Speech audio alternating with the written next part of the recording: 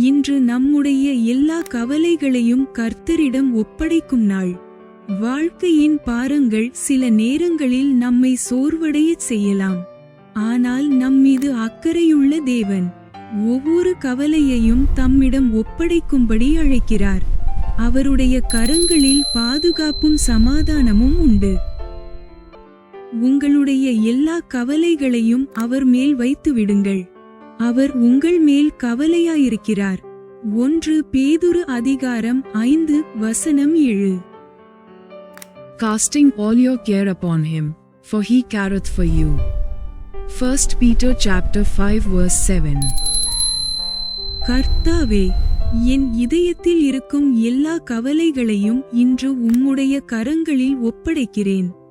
என்னை குறித்து நீர் அக்கறையாயிருக்கிறீர் என்பதை மறக்காமல் வாழ உதவி செய்.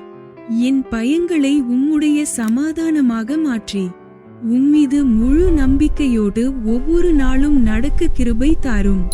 இயேசுவின் நாமத்தில் ஜெபிக்கிறேன். ஆமேன்.